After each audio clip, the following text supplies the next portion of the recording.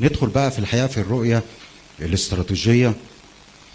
عشان نفهم اللي بيحصل النهاردة لازم نستند على التاريخ، لازم نرجع للتاريخ.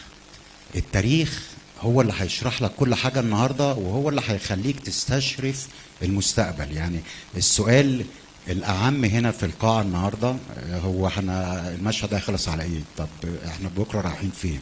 طبعا سؤال مطاط جدا.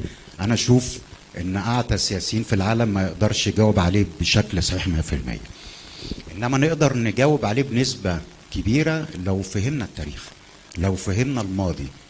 ده هيفهمنا ايه اللي بيحصل النهارده، ونقدر منه نقفز الى الامام ونشوف ممكن يبقى فيه ايه بكره. عشان كده نتكلم في استراتيجيه المنطقه بتاعتنا. استراتيجيه المنطقه في الحقيقه هي الخريطه دي. الخريطه دي من القرن 550 ميلاديا، ولا يزال العالم باكمله يعيش في حتى اليوم. يعني احنا في 2023 لازلنا في القرن 550 قبل الميلاد. بمعنى ايه الكلام ده؟ بمعنى ان العالم كان مقسوم نصين. الاصفر ده هو الدولة الفارسية، وان اختلفت بقى مسمياتها عبر الزمن، والناحية التانية الامبراطورات الغربية. في هنا منطقة في النص كده ما بين النهرين اللي هي العراق النهاردة ببلاد الشام بفلسطين بمصر. شايفين الحتة دي؟ من 550 قبل الميلاد حتى اليوم الخناقة كلها في الحتة دي. العراق سوريا، لو بنتكلم بلغه النهارده العراق سوريا ولبنان وفلسطين ومصر، الخناقه كلها في الحته دي لغايه دلوقتي. ليه؟ ده سؤال ممتاز. لان في الحقيقه الحته دي هي بتجمع القدس، موجود فيها القدس ملتقى الاديان كلها، الاسلام بالمسجد الاقصى، والمسيحيه بالكنيسه، والمعبد لليهود. فهي ملتقى الاديان. بس هو في استراتيجية أعمق هنا هنقولها لما ندخل في هجرة اليهود، لأن في الحقيقة حصل نقطة تحول هنا هتفهمنا الاستراتيجية. يعني المهم في الحتة دي طلعت الخريطة دي اللي هي بيدعوا إن مملكة إسرائيل المساحة دي كلها، لو لا تأكيد تاريخي ولا اثري يقدر حتى اليوم يقول ان هي دي فعلا كانت مساحه مملكه اسرائيل. انما احنا هنقول ان هم دائما كانوا بيتركزوا حوالين القدس. كانت دي المملكه طبعا اللي حكمها سيدنا سليمان. يعني القصه طبعا معروفه بسيدنا موسى، وخرج ببني اسرائيل من مصر، طلع على ارض فلسطين، دخلوا من عند نهر الاردن، وتوفى بقى سيدنا موسى، وبعدين يوشع جه كمل المسيرة، ثم طالوت، ثم داوود هو اللي أسس لهذه المملكة، وجه ابن سليمان هو اللي أدار هذه المملكة. وفي الحقيقة عصر سيدنا سليمان لم تشهد فيها اقتتال تماما، ما كانتش دولة سياسية عسكرية، كانت دولة بتدار برشد بحكمة من سليمان، وقدر يعمل علاقات كويسه جدا مع كل جيرانه. يعني لو عايز تستنبط من التاريخ امتى اليهود كانوا في ازهى عصورهم بعلاقاتهم السلميه، كانت ايام سيدنا سليمان فقط لا غير في الحقيقه. يعني كان في هذا التوقيت الامبراطوريه الاشوريه، وهي اللي نزلت قضت على مملكه اسرائيل، واصبح لا وجود لها في التاريخ حتى اللحظه. تبقى مملكة يهوذا أو مملكة يهود اللي هي كانت عاصمتها القدس أو أورشليم بالعبري. طيب بعد كده لو حبينا ندرس الخريطة بقى اللي احنا اتكلمنا عليها اللي لسه موجودة معانا لغاية النهاردة، يبقى لازم نتكلم عن الثالوث العدائي للعرب عبر التاريخ. في الحقيقة منذ ال 550 قبل الميلاد حتى اليوم، الثالوث العدائي للعرب هم اللي في البوتقة دي في الحقيقة الفرس والصهيونية والغرب. في هنا ما رضيتش اكتب عنصر او مكون هنا، لان هو هيظهر معنا فيما بعد تنظيم الاخوان المسلمين ازاي تواطأ مع الفرس وازاي تواطأ مع الصهيونية. ده هنشوفه لما ندخل قدام شوية. انما هذا هو الثالوث العدائي للعرب عبر التاريخ، يا اما بيخشوا للعرب منفردين او بيخشوا مجتمعين. يعني الثلاثة دول دخلوا علينا مجتمعين مثلا في ثورات الربيع العربي حتى اللحظة. عبر التاريخ يدخل الفرس يتواطؤوا مع اليهود ويخشوا على العرب. ها، ما قبل الميلاد الاثنين كور دول كانوا متحالفين ضد الغرب. ها، انما التشبيه المثالي النهارده للوضع بتاع هذا المثلث اقدر اقول لكم النهارده ان هي عربه بحصانين، اللي بيقودها هو اليانكي الامريكي، هو اللي بيقود هذه العربه، والحصانين هيبقى هم ايران واسرائيل. الاثنين حصانين بيجروا العربيه ماشيين في خطين متوازيين، بس هم رايحين لنفس الهدف ولا رايحين كل واحد في هدف لوحده؟ ما هو العربيه ماشيه رايحه لنقطه محدده. الراجل ده رايح لاستعاده الدوله الفارسيه، والراجل ده رايح لاقامه اسرائيل الكبرى الدوله اليهوديه. فده الهدف اللي الاثنين مشتركين فيه وماشيين في نفس الخط. طول ما هو ماشي بقى يبقى هي دي الرؤيه الاستراتيجيه بتاعت المشهد ده. ما تبصش بقى على تكتيكات، طول ما هو ماشي يقعد يتخانق معاه ويضرب فيه وده يرفسه وده ما اعرفش ايه، دي تكتيكات، انما هم في النهايه رايحين لنفس النقطه.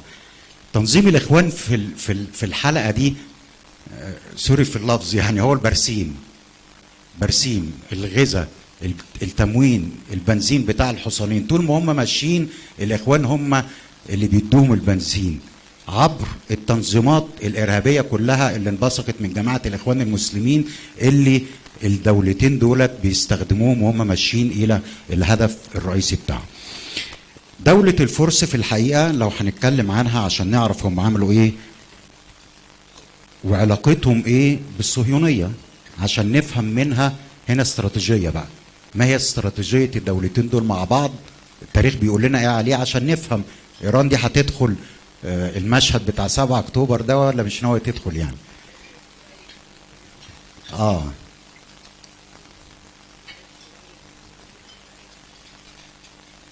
في الحقيقه الدوله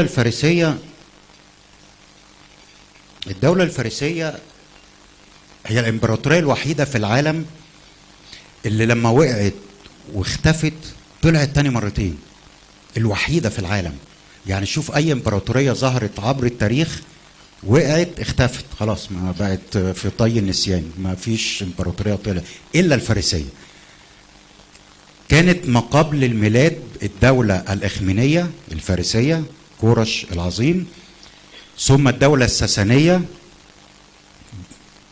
بكسرى، ثم وقعت بس رجعت مرة تانية بالدولة الصفوية، ثم وقعت مع الدولة العثمانية، ثم رجعت مرة تانية بالجمهورية الإسلامية الإيرانية. يعني إيران هي آخر ورقة في فرع الدولة الصفوية في شجرة الفرس، وده هنعرفه تفصيليا قدام شوية.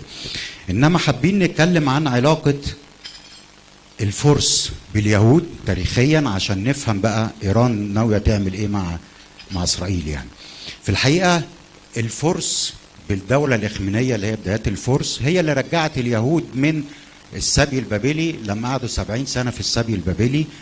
طبعا نسيت أقول لكم إن مملكة يهوذا اللي تحت دي بقى نزل الإمبراطورية البابلية اللي هي ورثت الأراضي عن الأشورية، نزلت وخلصت على أو فككت الدولة اليهودية أو دولة أو مملكة يهوذا يعني، واخذت اليهود دول كلهم على بابل في جنوب العراق، وحصل السبي البابلي 70 سنه لغايه لما جه كورش العظيم بالدوله الفارسيه ورجع مره تانية بعد ما اسقط الامبراطوريه البابليه، رجع اليهود مره تانية الى القدس. رجعهم فين؟ في القدس فقط، حوالين القدس كده، المساحه اللي حوالين القدس دي تعالوا اقعدوا في الحته دي، لغايه لما ظهرت الدوله المقدونية الاسكندر الأكبر. وفي الحقيقة كان راجل متسامح وبيؤمن بحرية الرأي والعقيدة والاعتقاد وكده، فساب اليهود يعيشوا حوالين القدس ويعبدوا العبادات بتاعتهم.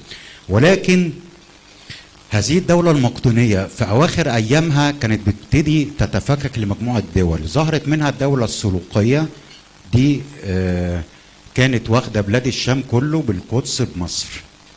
هذه الدولة السلوقية تواطأ الفرس أو تواطأ اليهود اللي كانوا قاعدين في القدس مع الدولة الفارسية ضد الدولة السلوقية، وخلوا الفرس ينزلوا ويحتلوا القدس. احتلوا القدس في الحقيقة واحتلوا مصر، ودي كانت أول مرة للدولة الفارسية تحتل مصر. ده لغاية لما ظهرت الإمبراطورية الرومانية وخلصت على الدولة المقدونية الأخيرة بتاعتها اللي هي السلوقية، وبقت القدس في إيد الإمبراطورية الرومانية. في هذا التوقيت تحالف اليهود برضو مع الفرس ضد الدولة الرومانية، وأخذوا برضو القدس مرة تانية لغاية لما قدرت الإمبراطورية الرومانية تسترجعها عن طريق هيرودوس، بخيانة طبعا منه. هيرودوس كان يهودي عايش هناك وكانت حاكم الجليل، وبخيانة منه دخل الروم مرة تانية واستعادت الروم القدس مؤخرا. ثم الدولة الرومانية دي فيما بعد بقت دولة رومانية في الغرب والبيزنطية في الشرق. الدولة البيزنطية اللي في الشرق تواطأ الفرس مع اليهود، او اليهود او الفرس، اليهود مرة تانية تواطؤوا مع الفرس، وكان هنا الدولة الساسانية الفارسية، وابتدوا يشعلوا ثورات في أنطاكيا. دول اليهود بقى في أنطاكيا وفي سور وفي عكا عشان يفتحوا ممرات لتقدم الدولة الفارسية تنزل تحتل بلاد الشام، ثم احتلت القدس، ثم احتلت مصر، دخلت على مصر واحتلتها بالغزو على مصر، وصلت لغاية اسكندرية عاصمة مصر واحتلتها. وده كان أكبر توسع في الحقيقة للدولة الفارسية عبر التاريخ، لأنها كمان راحت لغاية الدولة لغاية أثينا وحصرت القسطنطينية اللي هي عاصمة الدولة البيزنطية، لغاية ما ظهر هرقل وابتدى يخش في معارك مع الفرس، وقدر ان هو يحرر القدس مرة تانية، واتحررت مصر من ايد الفارسية. ولكن هنا حصل الشتات الكبير لليهود. الروم طبعا انتقموا من اليهود اللي تواطؤوا مع الفرس، وابتدت عمليات القتل والتعذيب والتنكيل، وصدر قرار من الامبراطور الروماني بمنع دخول اليهود الى القدس، وخرجوا بره. اللي راح بقى على مصر، واللي طلع على اثيوبيا، واللي راح على بلاد الشام فوق، واللي راح في شبه الجزيره العربيه. وده كان الشتات الكبير لليهود في هذا التوقيت. ولكن خلينا نقف عند القرن الرابع، لان هنا طبعا المسيحيه استلمت مفاتيح القدس من الامبراطور الروماني بعد ما اصبحت الديانه الرسميه للامبراطوريه الرومانيه هي الديانه المسيحيه عن طريق القسطنطين، وهو اللي بنى طبعا كنيسه المهد في بيت لحم، وهو اللي بنى كنيسه القيامه في القدس. واصبحت بقى القدس قبله لكافه المسيحيين على كوكب الارض. دي المعادله الثانيه في القدس. ثم في القرن السادس بقى مع الفتوحات الاسلاميه نقف عند تاريخ مهم جدا، لان ده هيدينا بعد في القضيه بتاعتنا. هو التاريخ اللي انا بقوله ده كومبليكيتد شويه، ولا نجري ولا ايه، ولا هو مفيد؟ اتس اوكي يعني. طيب انا ليه واقف عند صفرينوس بطريق القدس؟ لان لما حصل الفتوحات الاسلاميه، لما وصلوا عند القدس، الراجل ده رفض يحارب ورفض يرفع السلاح قدام الجيش الاسلامي، وقال لهم لا انا عايز عمر بن الخطاب يجي لي بنفسه. وجاله عمر بن الخطاب وسيفه جوه، ما اترفعش سلاح ولا حصلت معركه ما بين المسلمين والمسيحيين في القدس هنا، واتفقوا على تسليم عمر للقدس بحاجه اسمها العهده العمريه. العهده العمريه دي قالت من ضمن بنودها يعني ولا يسكن بإلياء معهم واحد من اليهود. يعني المسيحيين والمسلمين في هذا التوقيت اتفقوا ان اليهود ما يعيشوش ولا يسكنوا في القدس ولا يخشوا القدس، اللي هو نفس القانون يعني بتاع الرومان. فهذه هي رواية الفرس مع اليهود عبر التاريخ، على طول هم في تواطؤ مع بعضهم ضد العرب وضد الغرب، تمام، لغاية الدولة الإسلامية. طيب نرجع تاني. الدولة الفارسية دي وقعت خلاص مع الفتوحات الإسلامية على إيد عمر بن الخطاب، ومن هنا طبعا أضمروا العداء للعرب، وكل ما هو آت بعد كده حتى اللحظة دي هو الفرس بيضمروا العداء للعرب اللي حولوهم من ممالك إلى موالي وعبيد لديهم. سقطت الدولة الفارسية خلاص كام سنة، وظهر لنا الدولة الصفوية. والدولة الصفوية كانت حدودها هي إيران افغانستان وخراسان وشويه كده من ارمينيا. كانت هي دي يعني، كانت دوله صغيره ما كانتش دوله كبيره زي الفرس. انهارت الدوله الصفويه، ابتدت تضعف، واخر اسره فيها كانت الاسره البهلويه اللي هو مسكها بقى محمد رضا بهلوي، ثم ابنه محمد رضا بهلوي. وهذه الدوله سميت، او الدوله البهلويه بقى سمت الدوله الصفويه بدوله ايران، بقى اسمها ايران، ما بقتش اسمها الصفويه. اذا ايران هي اخر ورقه في فرع الدوله الصفويه، يبقى ايران الصفويه. ورضا بهلوي او محمد رضا بهلوي هو اللي اعترف باسرائيل زي ما قلنا في الامم المتحده فيما بعد. ثم وصلنا العام 79 ولقينا ان امريكا وفرنسا وبريطانيا بيركبوا الخميني على الطياره الفرنسيه ونزلوه على ايران بالثوره الايرانيه الاسلاميه. هنا امريكا والغرب قرروا ان هم يلعبوا بورقه الدين، فرجعوا الدوله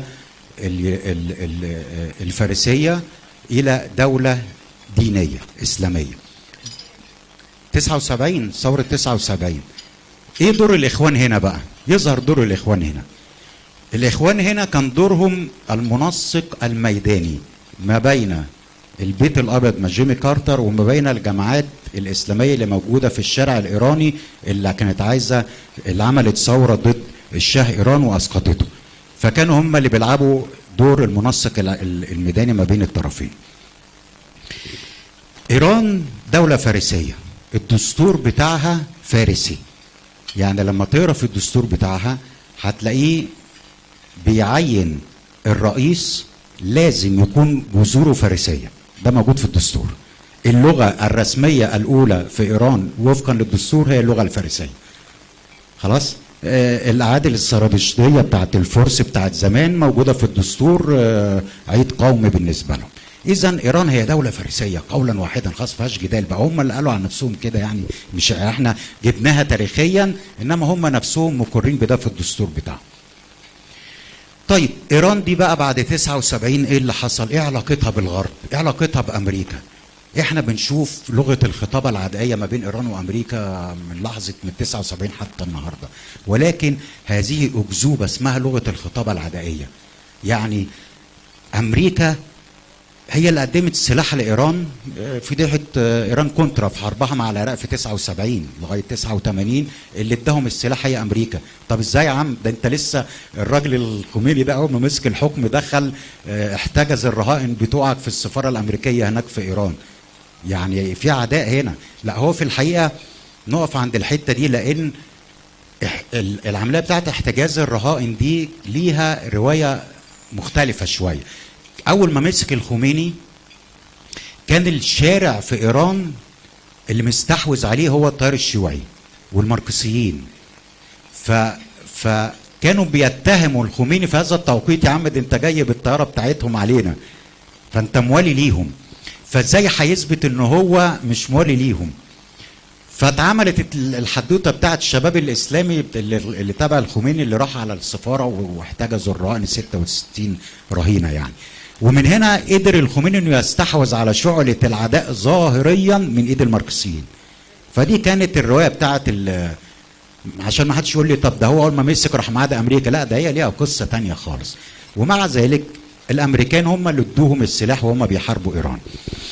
ايران تحت حكم ولايه الفقيه هي اللي اتحالفت مع امريكا في غزوها لافغانستان في 2001. ايران بالاستخبارات بتاعتها بجيوشها باذرعها الطوليه في افغانستان هي اللي فتحت الممرات اللي تدخل فيها امريكا، زي ما فتحتها اليهود ليهم ايام الامبراطوريه الرومانيه لاحتلال بلاد الشام ومصر، برضو نفس الفكره يعني. في التوقيت ده لو تفتكروا قام كولين باول بقى قال لك يعني كان التنسيق ما بين الاثنين قائم ومستمر، وكولين باول نفسه قبل ما يغزو افغانستان ب6 شهور قال لك ان العلاقات طيبه وان في تنسيق يعني وما فيش خطر من ايران في المنطقه يعني. كمان جورج بوش الابن لما اتهم ايران بانها بتساند الارهاب، طلع رفسنجاني الرئيس الايراني ساعتها وقال لك يا عم انت بتقول ايه؟ ده انتوا لولانا ما كنتوش عرفتوا تخشوا لا افغانستان ولا العراق. ده الرئيس الايراني قال كده لبوش الابن، لولانا لا كنت عرفت تخش افغانستان ولا ايران. يعني اذا الفرس هنا هم اللي ساعدوا الغرب ضد العرب، وهم اللي دخلوهم افغانستان، وهم اللي دخلوهم ايران، وهم على وفاق. هذا هو، او هذه هي الرؤيه الاستراتيجيه. لما تيجي تبص على العلاقه ما بين الاثنين، ما تبصش على التكتيكات، ما تبصش على لغه الخطاب العدائيه، بص على الاستراتيجيه وعلاقتهم الاستراتيجيه ببعضيها. وهذه العلاقه الاستراتيجيه طبعا بتبقى قائمه نتيجه للتبادل المصالح ما بين الاثنين. طب علاقتهم بالعرب ايه؟ زي ما قلت لكم في الثورات العربيه 2011 الثالوث دخل مجتمع، اليهود دخلت والاسرائيليين يعني دخلوا، والايران دخلت، والخامنئي اللي جه بعد الخميني بقى نقول الخامنئي في 2011 في خطبه الجمعه بتاعته لاول مره في جزء منها بيستخدم اللغه العربيه فيها، وقال صراحه ان ما يحدث في ميدان التحرير بالقاهره هي الثوره الاسلاميه الايرانيه. ها؟ ورجالته كانوا موجودين في ميدان التحرير في 2011. هي نفس الحدوته على فكره بتاعه الثوره اللي حصلت من حزب الدعوه الاسلامي في العراق اول ما مسك الخميني. الحزب الدعوه الاسلامي في العراق نزل وعمل ثوره ضد صدام وبايع ولايه الفقيه في طهران. وبعدين الخميني ساعتها قال لك العراق هي الطريق للقدس هي العراق، فصدام قال لك طريق القدس العراق يا عم انت. فعمل معاه دخل الحرب، وفي 6 ساعات كان دخل طهران بقى، وبعد كده 8 سنين حرب ما بين الاثنين. يعني قاسم السليماني مستر اكس في المنطقه، قائد العسكري للخامنئي في 2013، هو طبعا قائد فيلق القدس. في 2013 قال ان ايران استطاعت تصدير الثوره الاسلاميه من البحرين للعراق، ومن سوريا الى اليمن وشمال افريقيا. الله، ده احتلوا كام عاصمه في دوله عربيه كده، واحتلوها ازاي؟ احتلوها في الثورات الربيع في الفتره دي. رضا كزاني نائب ولايه طهران المقرب للخامنئي كان ليه تصريح بعد ما وقعت صنعاء في ايد الحوثيين في 2014، قال ان الان 3 عواصم عربيه باتت في يد ايران: بيروت، دمشق، بغداد، وقبل ايام لحقتها صنعاء. اذا اليوم ايران تحتل 4 عواصم عربيه، ايران الفارسيه تحتل 4 عواصم عربيه. طبعا انتم مستغربين عن ايه تحتل، ما هي هنشوفها طيب قدام. مستشار الرئيس الايراني في 2015 بقى بعديها بسنه، مستشار الرئيس الايراني اشار للامبراطوريه الايرانيه وعاصمتها بغداد. الله، ده احنا بنرجع تاني للخريطه بتاعه 550 قبل الميلاد، مش كده ولا ايه؟ ناخد هنا رؤيه استراتيجيه مهمه جدا، ان هذه الدوله الايرانيه في عداء على طول الخط مع العرب. لا يمكن تنسى ان هم لو وقعوا لها الممالك بتاعتها، ان ايران لديها نفوذ في المنطقه، او لديها حلم استعاده نفوذ الدوله الفارسيه. فالعلاقه ما بين الايران وما بيننا هي علاقه في جوهرها ما بين صراع ما بين القوميه الفارسيه والقوميه العربيه. وده اللي خلى ايران تستغل ثورات الربيع في 2011 وقدرت انها تتمكن من احتلال 4 عواصم عربيه. السؤال بقى احتلتها ازاي؟ هي في الحقيقه احتلتها بالخريطه اللي انتم شايفينها دي. ايه هي الاذرع الفارسيه الطولي لايران في المنطقه؟ طبعا نمره 1 جوه ايران في فيلق القدس بتاع قاسم السليماني مستر اكس، وفي طبعا الحرس الثوري الايراني. في لبنان في حزب الله اللبناني. في التوقيت ده حزب الله اتأسس كحزب سياسي، ولكن كان في حزب امل شيعي بس ما كانش موالي لولايه الفقيه في ايران. فايران عملت حزب الله وقالت كل واحد قرشين وخش الحزب بس تبقى مؤمن بولايه الفقيه في ايران. فتأسس حزب الله اللبناني بعد دخول اسرائيل للبنان زي ما قال سمير بيه كده بسنه عام 83. في العراق ظهر الحشد الشعبي العراقي، وده هو اللي عمل المجازر كلها ضد اهالي السنه في المدن السنيه والمحافظات السنيه ما قبل 2011 مع نور المالكي وما بعد 2011. يعني الحشد الشعبي ده في منه فيلق بدر، وفي منه عصائب انصار الحق، وفي كتائب حزب الله العراقي. عايز اقول لكم ان معظم الشيعة في الميليشيات دي هي القيادات اللي هربت من صدام حسين وتلقفتها ايادي ايران ودربتهم على السلاح في الاهواز، وهم دول اللي دخلوا مع الدبابات الامريكيه في الغزو للعراق في 2003. هم دول اللي عملوا على سبيل المثال فيلق بدر بتاع العمري يعني. وكان في طبعا اسمه ايه المهندس ده اللي هو كان اتهم باغتيال، محاوله اغتيال امير الكويت يعني. ثم الحوثيين في اليمن. يبقى كده عندنا زراعة في لبنان، عندنا زراعة في العراق، عندنا زراعة في اليمن، عندنا كمان صراع في سوريا، وده ظهر طبعا مع الحرب السورية بعد 2012 2013. دخل حزب الله ودخل فيلق القدس إلى سوريا وابتدوا يشتغلوا ضد بشار الأسد. في مفارقة لطيفة جدا في الحرب دي، إن كان حماس فاتحة مكتبها في دمشق فترة طويلة، وكان بشار بيوكلهم ويشربهم ويغذيهم ويسلحهم ويدربهم. لما قامت الحرب بشار المفروض يلاقي حماس جنبه، لقاها بتحارب ضده. يعني حماس في هذه الحرب كان بتحارب جنب إسرائيل ضد بشار. وكلنا نتذكر كده، نستدعي المشهد بتاع نتنياهو وهو في المستشفى بيستقبل الجرحى والمصابين اللي جايين له من سوريا واللي جايين له من العراق، الإرهابيين، المجموعات الإرهابية. ها مين اللي كان بيشغلها؟ مين المعلم بتاعها يعني؟ طيب، فدي الأذرع الطولية اللي قدر عبر سنوات طويلة إيران تزرعها داخل جسد العواصم العربية وتحتل هذه العواصم. تحتلها يعني إيه؟ يعني القرار السياسي بقى في إيديها هي. يعني تيجي لبنان القرار السياسي في إيد مين؟ في إيد حزب الله. طب في اليمن النهارده مين؟ ما الحوثيين. الحوثيين مش شيعة بالمناسبة، الحوثيين هم بقايا المملكة الزيدية، وهم يعني أقرب، يميلوا أقرب إلى الشيعة عن السنة، يميلوا أقرب سنة كده عن السنة يعني. ده اللي هو الأب الكبير بتاع الحوثي، وهم دول اللي دخلوا بقى في العداء مع الرئيس اليمني صالح، ثم انقلبوا بقى في الربيع وقال عملوا الثورة اللي احنا شفناها دي كلها. فإذا إيران هي بتمتلك القرار السياسي الأربع عواصم عربية اليوم. طيب العواصم دي مين؟ العواصم دي هي المناطق النفوس القديمة بتاعت الثورة الفارسية.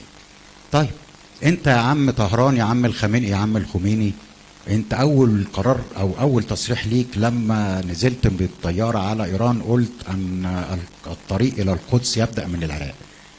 طب يا عم هو الامريكان دخلوك العراق واحتلت العراق وبقت الولاية رقم 32 لايران، وما شاء الله الاذرع الطولي كلها بتاعتك في الاربع عواصم عربية، ها؟ ومع ذلك 7 اكتوبر الغزاويين بيبادوا، ولغايه اللحظه دي ايران ما دخلتش ولا هتدخل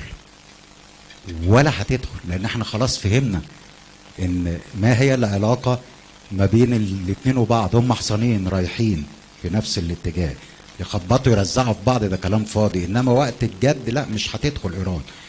وانا قلت الكلام ده على فكره يوم 9 اكتوبر ومسجله على صفحتي، لان كان في شاهد. يعني امريكا لو تفتكروا قالت احنا يعني الكلام ده امتى؟ يوم 8 اكتوبر.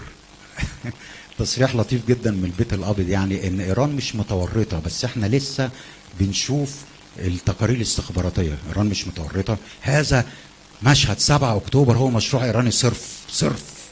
يعني ده من وجهه نظري الشخصيه هو مشروع ايراني صرف، وليه طبعا هدفين. يعني هدف بيردوا الصاع الاسرائيلي اللي ضربت لهم مواقع كتيره جوه سوريا والمجمع الصناعي اللي في اصفهان، فبيردوا لها بقى. انما الهدف الاهم طبعا لايران ان هو كان محتاج يعطل او يجمد مشروع التطبيع ما بين السعوديه واسرائيل.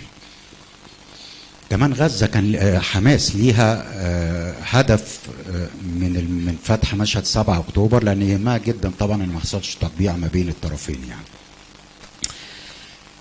فايران الهدف بتاعها من 7 اكتوبر خلاص خدته. عرت اسرائيل واحرجتها قدام العالم كلها في 7 اكتوبر، ووقفت التطبيع. فقال لها خلاص هتعمل ايه تاني ايران؟ هو كانت عايزه ده. منتظرين تضرب؟ لا مش هتضرب. انسوا يعني القصه دي. طيب طب الراجل الطيب بتاعهم حسن نصر الله ده قام بها مجاهدو كتائب عز الدين القسام رضوان الله عليه، وشاركهم فيها بقية فصائل المقاومة في قطاع غزة. هذه العملية العظيمة والمباركة والواسعة كان قرارها فلسطينيا 100%، وكان تنفيذها فلسطينيا 100%. قد أخفاها أصحابها عن الجميع، حتى عن فصائل المقاومة في غزة، فضلا عن بقية دول وحركات محور المقاومة. خدمة المفاوضات الإيرانية الأوروبية، خدمة المفاوضات الإيرانية الأمريكية، خدمة للأهداف الإيرانية في المنطقة. بياخدوا الموضوع على محل ثاني من باب الكذب والتضليل والتزوير. معركة طوفان الأقصى من خلال قرارها الفلسطيني وتنفيذها الفلسطيني، وأقول لكم وعدم علم أحد فيها، هي تثبت أن هذه المعركة هي فلسطينية بالكامل، من أجل فلسطين وملفات فلسطين وقضايا فلسطين وشعب فلسطين، وليس لها علاقة بأي ملف إقليمي أو دولي أو مشاكل على الإطلاق. قام خلاص هو قاعد يتكلم ساعة أو ساعة وشوية، هم تاخد منه كلمتين دول، سيبك بقى من الباقي كله، فكك بقى. هو طلعت منه الحتتين دول. هو الراجل بيقول لك احنا مش عم بقى حماس خلاص تمام. وهو البوق الناطق، البوق الفارسي الناطق بالعربية داخل الوطن العربي، هو هذا الرجل. بوق إيران الفارسي الناطق بالعربية للشعوب العربية، هذا الرجل. فلما يتكلم تعرف ان الخامنئي هناك بيتكلم، تعرف منه توجهات الخامنئي. فهو الخامنئي بيقول لحضرتك انا ماليش دعوه. عايزين ايه بقى؟ هتنتظروا حاجه من الراجل يعني؟